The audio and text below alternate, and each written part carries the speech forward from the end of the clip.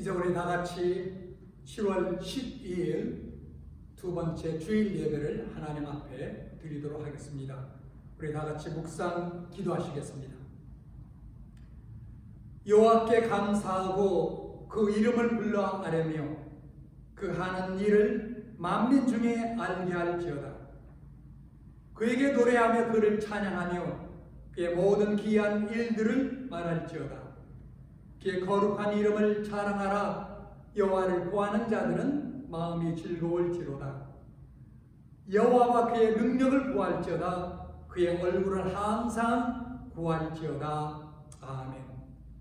거룩하시고 전능하신 하나님 아버지, 오늘 또 새로운 하루 주의 날을 허락하시며 이 날을 거룩히 구별하여 주 앞에 나와 함께 예배드릴 수 있도록 은혜 베풀어 주신 것을 인하여 진실로 감사를 드립니다. 아직도 코로나 바이러스의 질병으로 말미암아 예배당에서 온 성도들이 함께 얼굴을 보며 예배드릴 수는 없지만, 하나님, 우리가 드리는 이 예배를 주님께서 영광 가운데 연락해 주옵소서. 이 예배를 통하여 주님의 얼굴을 구하며 주님을 뜨겁게 그리고 새롭게 경험하는 복된 이 한 시간의 예배가 되도록 축복해 주옵소서. 예배 시경 주께 온전히 의탁드렸고 사랑 많으신 주 예수 그리스도 이름으로 기도드렸사옵나이다. 아멘. 이제 찬송가 170장 찬양하시겠습니다. 찬송가 170장 찬양하시겠습니다.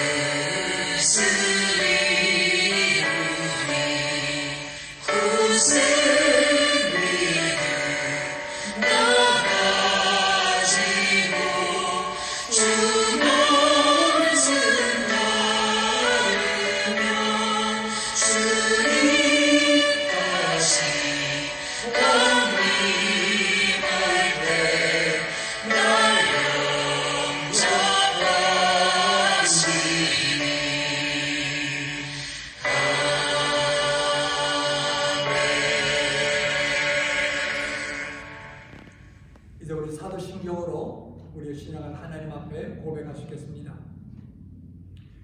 전능하사 천지를 만드신 하나님 아버지를 내가 믿사오며 그의 아들 우리 주 예수 그리스도를 믿사오니 이는 성령으로 잉태하사 동정녀 마리아에게 나시고 본디오 빌라드에게 고난을 받사 십자가에 못 박혀 죽으시고 장사한 지 사흘 만에 죽은 자 가운데서 다시 살아나시며 하늘에 오르사 전능하신 하나님 우편한 자 계시다가 저리로서 산 자와 죽은 자를 심판해 놓으시리라. 성령을 믿사오며 거룩한 공회와 성도가 서로 교통하는 것과 죄를 사여 주시는 것과 몸이 다시 사는 것과 영원히 사는 것을 믿사옵나이다. 아멘. 찬송가 264장 찬양하시겠습니다.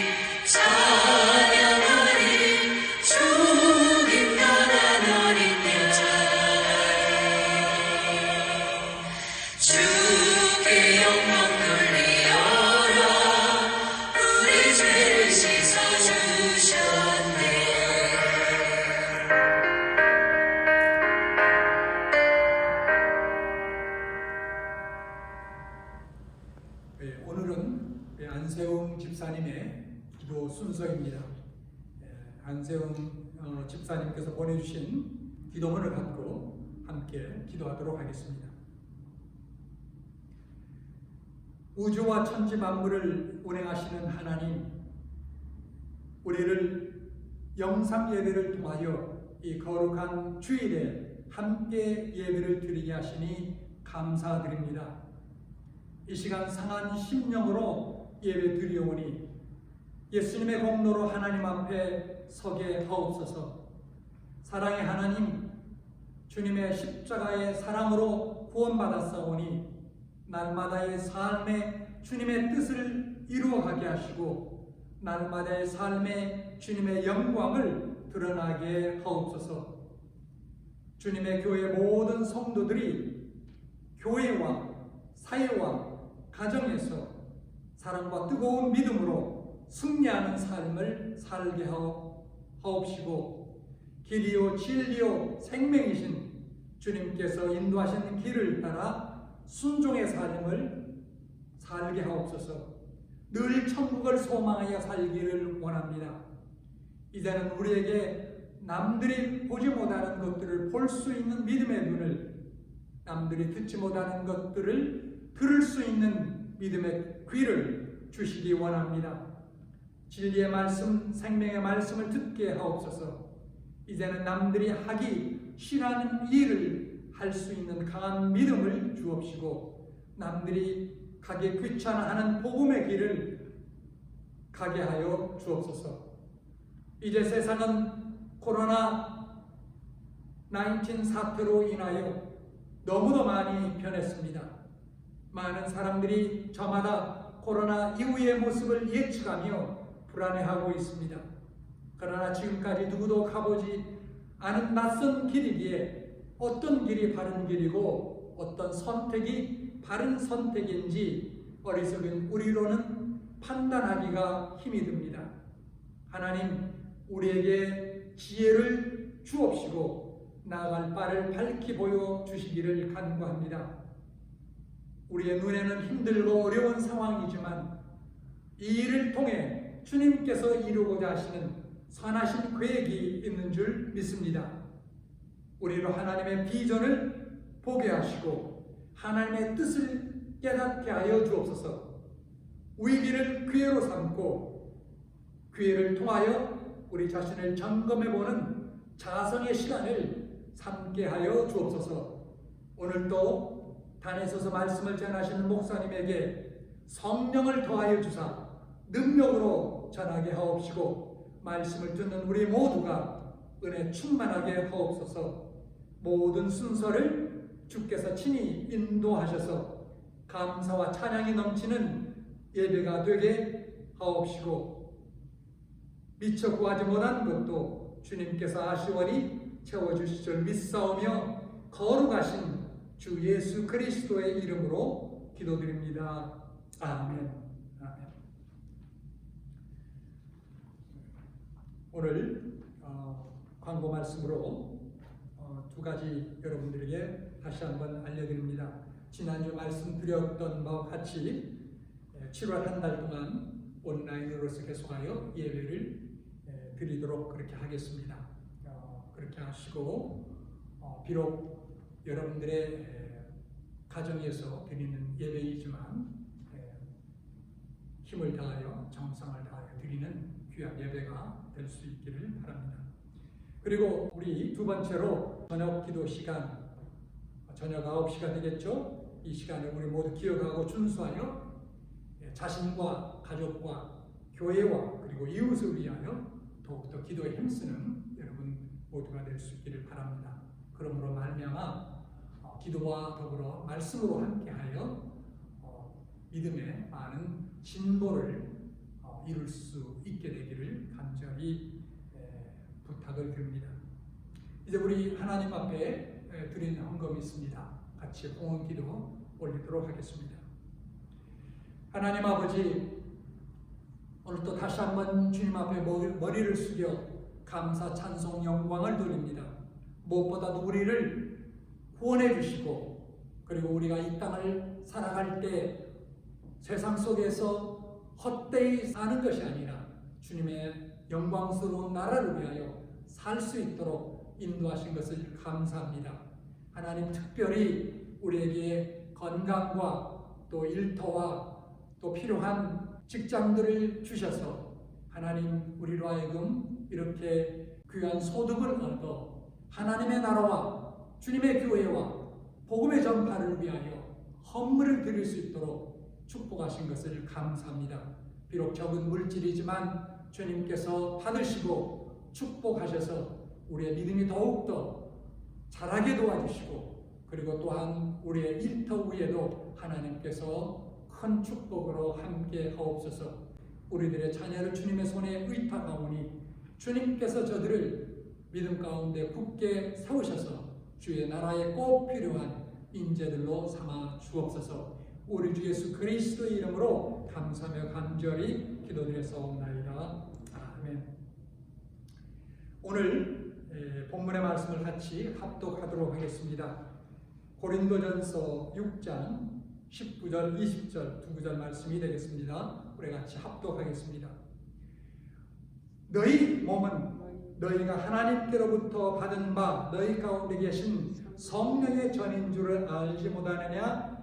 너희는 너희 자신의 것이 아니라 값으로 산 것이 되었으니 그런즉 너희 몸으로 하나님께 영광을 돌리라. 아멘. 하나님의 말씀입니다. 이제 이 말씀 같이 놓고 하나님 앞에 잠시 기도하겠습니다. 거룩하신 하나님, 영광의 하나님, 오늘 또 귀한 말씀을 우리에게 주셨사오니 이 말씀을 상고하는 가운데 하나님께 주시는 은혜를 얻기를 원하고 하나님 아버지여 진리를 받아 바르게 살기를 원합니다. 주님의 영광을 위해 사는 우리 모두가 될 수 있기를 원합니다. 주님 성령께서 우리를 깨우쳐 주시고 진리 가운데로 인도하셔서 이 말씀을 잘 알 뿐만 아니라 순종하여 실천하며 살게 되는 우리 모두가 되게 하옵소서. 예수 그리스도의 이름으로 간절히 기도하옵나이다. 아멘. 오늘 읽은 말씀은 사도 바울이 고린도 교회 성도들에게 쓴 말씀 중에 한 부분입니다. 고린도는 오늘날 그리스 나라의 남부 항구 도시로서 교통의 요충지일 뿐만 아니라 유럽과 소아시아를 잇는 가교 역할을 하는 특별히 문화와 상업의 요충지였습니다. 한국으로 생각한다면 아마 부산이나 인천 정도가 아닐까 생각됩니다. 사도 바울은 이 도시의 선교사로 1년 6개월 동안 복음을 전하였습니다. 그토록 짧은 기간에도 불구하고 수많은 사람들이 예수를 믿었습니다. 그리고 그곳에 고린도 교회라는 큰 공동체가 세워졌습니다. 사람들이 많이 모여 큰 교회를 세웠지만 여기에도 문제가 있었습니다. 너무나 많은 사람들이 교회로 밀려 들어옴으로 말미암아 말씀 교육이 제대로 되기가 쉽지 않았을 것입니다. 그러므로 예수를 믿기 전에 가졌던 많은 세상 욕심, 처리되지 않는 죄의 습관을 여전히 갖고 신앙생활을 하게 된 것입니다. 특별히 성적인 죄의 문제가 심각했습니다. 입으로는 하나님을 말하고 믿는다고 하였지만 그리스도인으로서의 모습은 전혀 나타나지 않았습니다. 그러므로 주님의 교회에 욕을 끼치는 일들이 벌어지게 된 것입니다. 오늘날 소위 성도라 일컫는 일부 그리스도인들도 비슷한 상태에 있지 않는가 생각됩니다. 교회에 출석한 세월은 꽤 되었지만 거의 달라진 것이 없고 아직도 과거의 아름답지 못한 모습을 풍기고 있다면 이것은 큰 문제입니다. 그래서 세상 사람들이 요즘 흔히 하는 말 중에 예수는 좋지만 예술정의는 싫다, 교회도 싫다라는 말이 있습니다. 바울은 고린도 교회에 이런 현실 속에서 이 말씀을 주신 것입니다. 오늘도 또한 이런 현실 속에서 우리는 하나님께서 주신 말씀에 귀를 기울이고 들어야 할 것입니다. 따라서 이 귀중한 말씀 가운데 몇 가지 중요한 영적 교훈과 가르침을 함께 얻고자 합니다. 먼저 놀라운 축복된 사실 하나가 있습니다. 이것은 곧 성도는 값으로 산 존재다라는 사실입니다. 오늘 본문 속에 너희는 값으로 산 것이 되었으니 라는 말씀이 있습니다. 이 말에는 놀라운 귀중한 의미가 내포되어 있습니다. 만약 우리가 우리의 것이 아니라는 것을 입증하려는 것이 사도 바울의 목표였다면 아마 이렇게 말할 수 있었을 것입니다. 너희는 스스로 너희를 만든 것이 아니다. 혹은 너희는 너희 스스로 생명을 유지하는 것이 아니다. 우리를 하나님께서 창조하셨다라는 것, 혹은 하나님께서 우리에게 생명을 주시고 유지시키시고 있다라는 것은 다 사실입니다. 이런 것들을 가지고 얼마든지 하나님께 순종하여야 할 당위성을 주장할 수 있지만 바울은 구태여 너희는 값으로 산 것이 되었으니 라고 말씀하여 강조하였습니다. 이것은 무엇을 의미합니까? 이것은 구입이 매우 값비싼 것을 의미하는 독특한 표현입니다.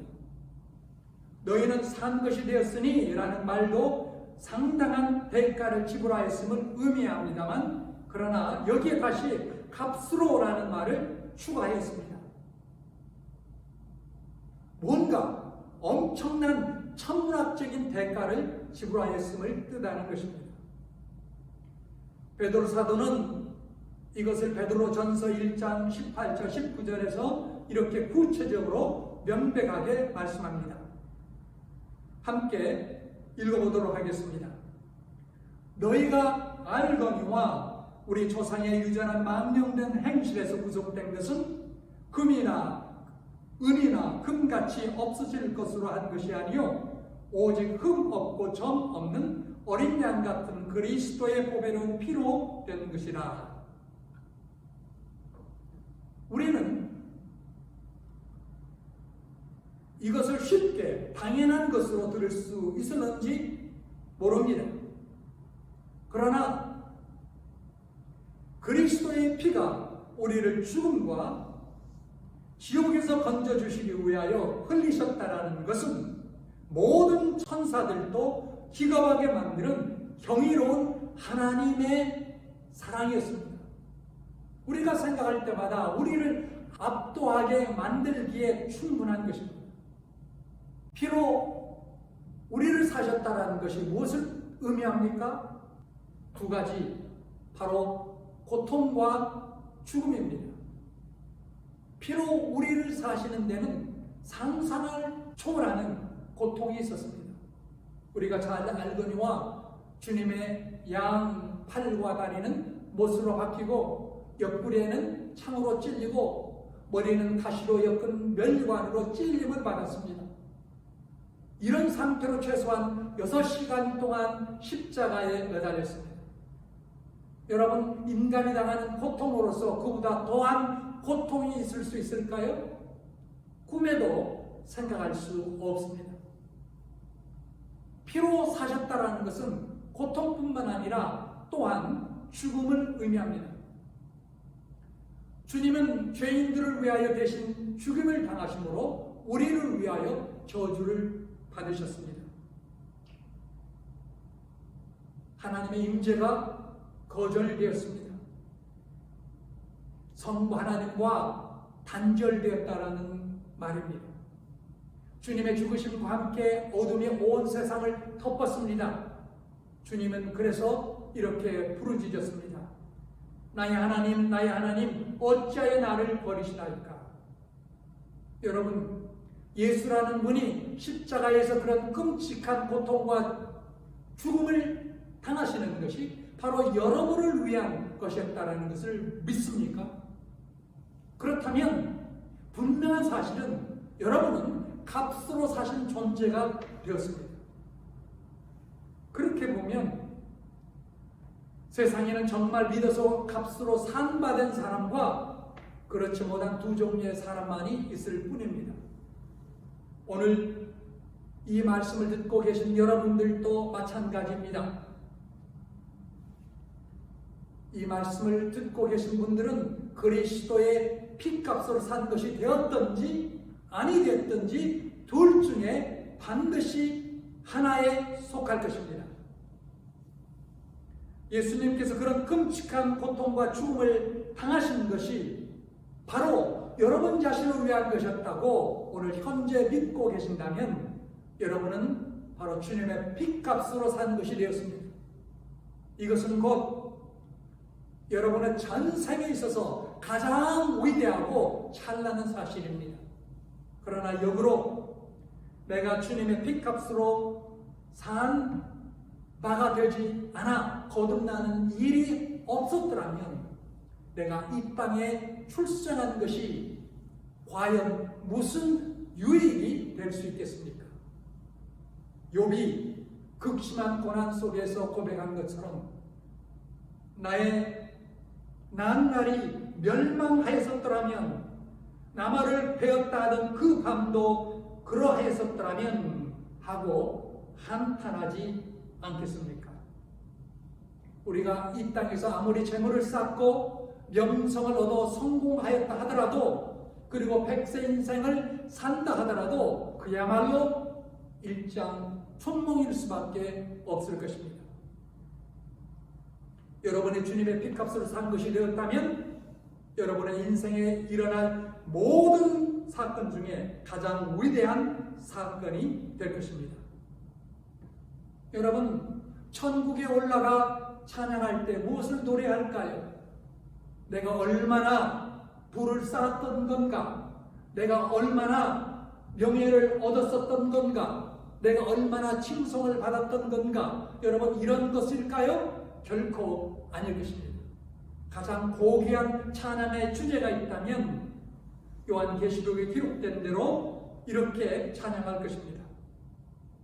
새 노래를 노래하며 가로되 책을 가지시고 그 인봉을 떼게 합당하시다. 오직 죽음을 당하사 각 족속과 방언과 백성과 나라 가운데서 사람들을 피로 사서 하나님께 드리셨네. 세세토록 성도들이 찬양할 주제곡이 될 것입니다. 여러분, 이 사건, 이 사실이 여러분의 인생을 다스리시고 여러분의 영과 혼과 몸을 지배하도록 하시기 바랍니다. 오늘 이후로부터 더욱 여러분 각자는 아름다운 신앙과 인격의 사람으로 세상에 알려지길 바랍니다. 여러분을 사신 하나님께 대한 사랑으로 충만한 사람, 그리스도를 위하여 사는 사람으로 알려지기 바랍니다. 이제 두 번째로 복스러운 사실로부터 분명한 규결이 있습니다. 값으로 산 것이 되었으니 너희는 너희 것이 아니라 하나님의 것이다라는 말씀입니다. 이것은 지극히 당연한 규결 아니겠습니까? 내가 나에 대한 소유권을 내가 갖고 있었다고 하더라도 만약 경제 형편이 어려워 나를 팔았다면 나를 산 사람이 나에 대한 소유권을 당연히 갖게 되는 것입니다. 값으로 산 것이 되었다라는 복스러운 사실에서 두 가지의 규결을 말씀하고 있는 것을 봅니다. 첫째, 부정적으로 내 몸은 나의 것이 아니다라는 것이요, 또 하나 긍정적으로는 나는 하나님의 것이다라는 사실입니다. 오늘 본문에서도 보면 너희는 너희 것이 아니라라고 분명하게 말씀하고 있습니다. 나는 나의 것이 아니다라는 사실에 대해서 기분이 언짢은 분이 있습니까? 그러나 사실 이것만큼 큰 축복도 그리 많지 않습니다. 좋은 주인을 만나 집안에서 살아가는 애완견을 보십시오. 보통 사람들도 먹기 힘든 고급 음식은 물론이고 고급 살롱에서 머리 깎아주고 이빨까지 봄한 완벽한 보험에다가 심지어 그 주인이 죽을 때 수백만 달러를 상속으로 물려주는 그야말로 개팔자가 아니고 상팔자로 태어난 개들이 있습니다. 반면에 나쁜 주인을 만나 유기된 개를 보십시오. 산으로 둘러 먹이를 찾아 헤매이는 개는 이제 자신의 생명을 자신이 책임져야 하는 들개 혹은 야생개가 되어버렸습니다. 이런 개들은 언제 어떻게 어디서 죽을지도 모르는 비참한 개로 전락된 개입니다. 사실 인간이 자기 인생의 주인 되어 살아간다는 것만큼 또한 큰 비극도 없습니다. 자기가 자기 몸을 제일 잘 안다고 잘 챙긴다고 하면서도 얼마나 자기 자신에게 폭군처럼 학대하며 살아가는 사람들이 이 땅에 얼마나 많이 있습니까? 그렇게 많은 의사들이 당신 몸에 해로우니 담배 끊으세요, 술 끊으세요 해도 끊지 못합니다. 내 인생이 내가 주인이라면 앞날의 모든 일을 내가 다 결정해야 하는데 인간이 아무리 똑똑해도 내일 일을 알 수 있습니까? 아니, 1시간 후의 일도 알 수가 없습니다. 우리가 아무리 건강해도 죽음의 천사가 찾아오면 피할 수 있습니까? 조금이라도 달아갈 수 없습니다. 여러분, 당장은 배고플 때는 돼지가 먹는 쥐염 열매도 찾아 먹었습니다. 그러나 진짜 배가 고파 죽게 됐을 때는 아버지를 찾았습니다. 당자가 가장 행복한 때는 아버지와 함께 살던 때였습니다. 여러분 보십시오. 인간은 하나님의 품 안에 들어올 때 진정한 행복이 있는 것입니다. 나는 나의 것이 아니라면 누구의 것입니까? 나를 당신의 독생자 예수 그리스도의 핏값으로 사신 하나님의 것입니다. 나는 나의 것이 아니라 하나님의 것이 맞다면, 그리고 이 말씀을 들은 모든 분들에게 이것이 사시기를 바라는데, 이 점에서 우리는 몇 가지를 추론할 수 있습니다. 나는 어떤 방법으로든 나에게 손상을 끼치는 권리가 없다라는 것입니다.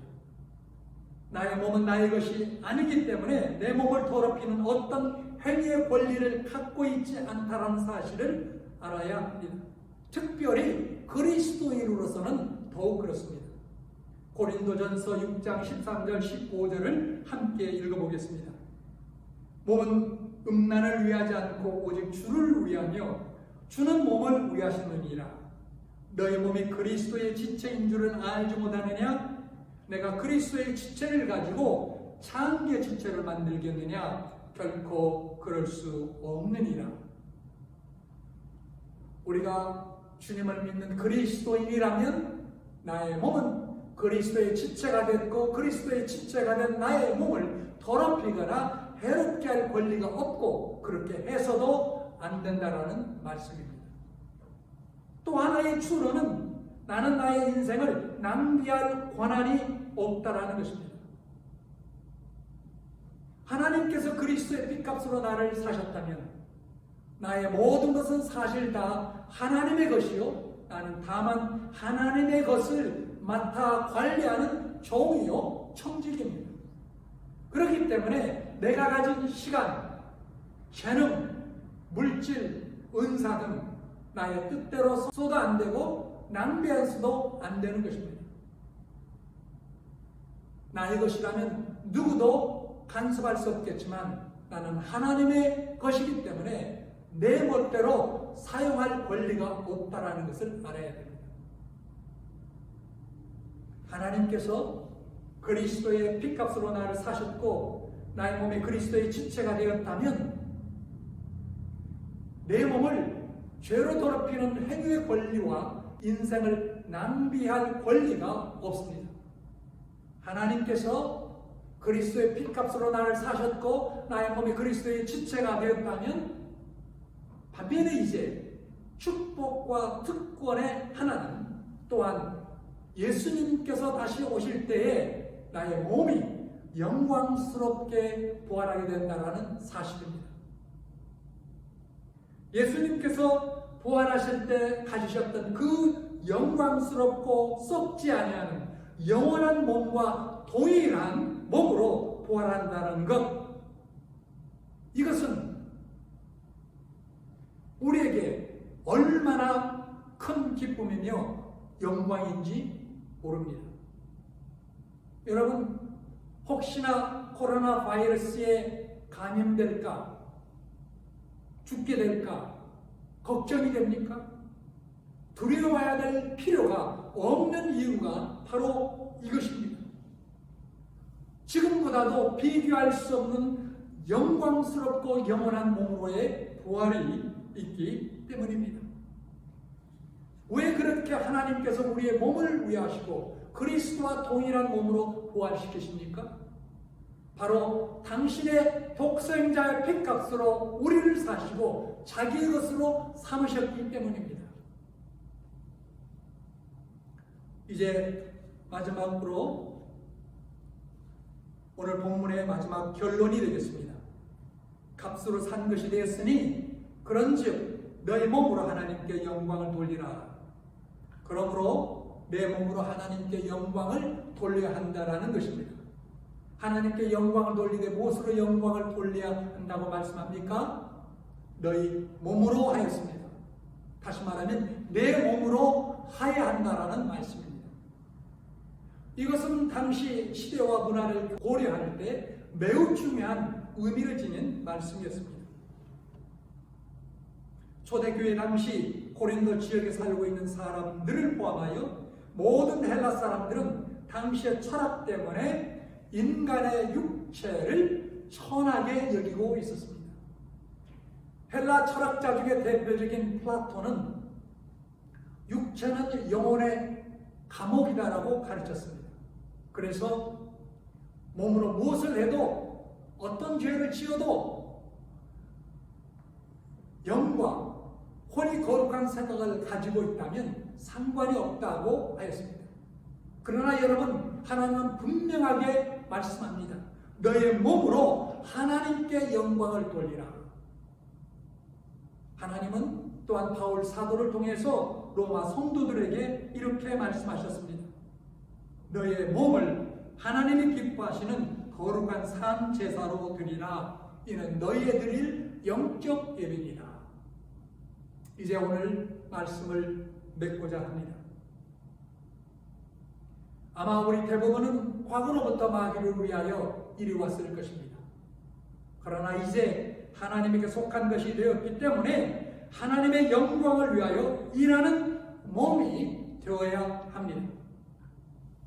우리의 눈이 죄악에 열려 나의 영혼이 끌려다녔다면 이제는 선한 일의 눈을 떠야 하겠습니다.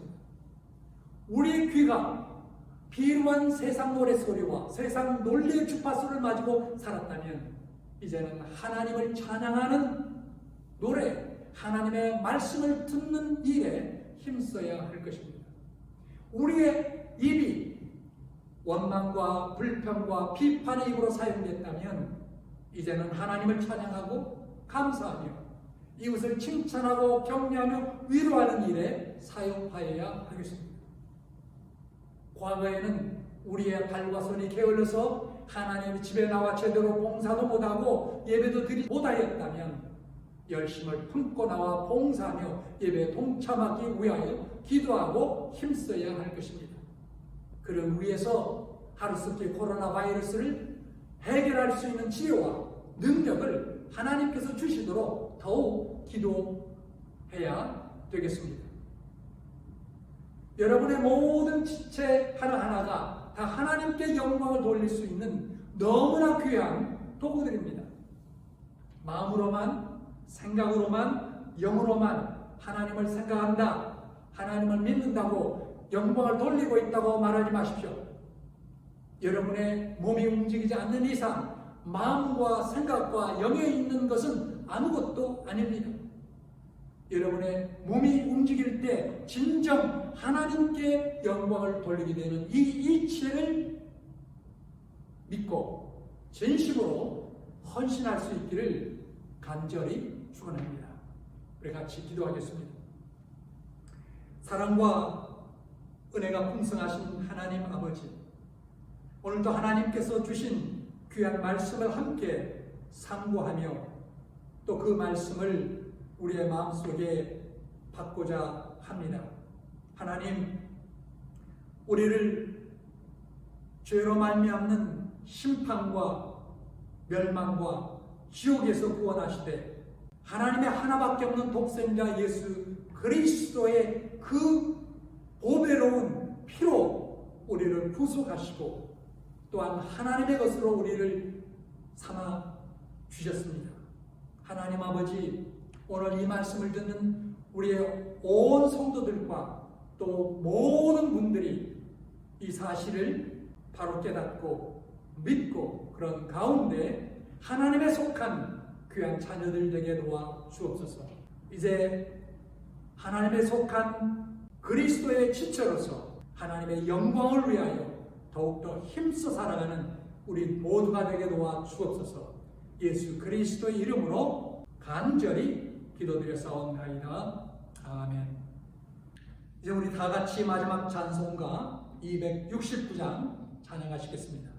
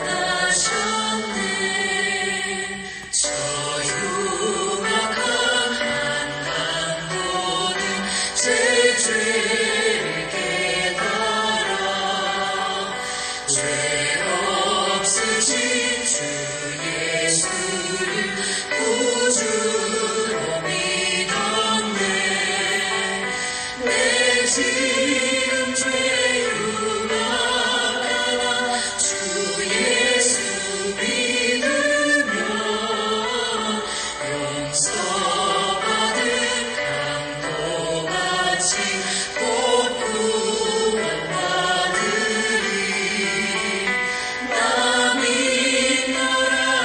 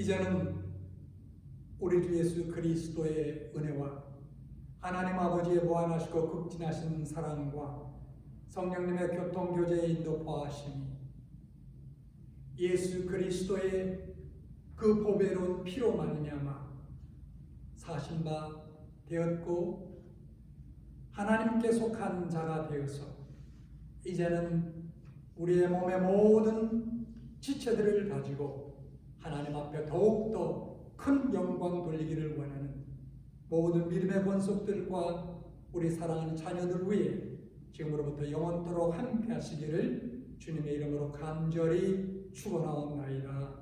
아멘. 이제 이것으로 오늘 예배는 마쳤습니다. 한 주간도 주님과 함께 동의하시는 여러분 모두가 될 수 있기를 간절히 기원합니다. 감사합니다.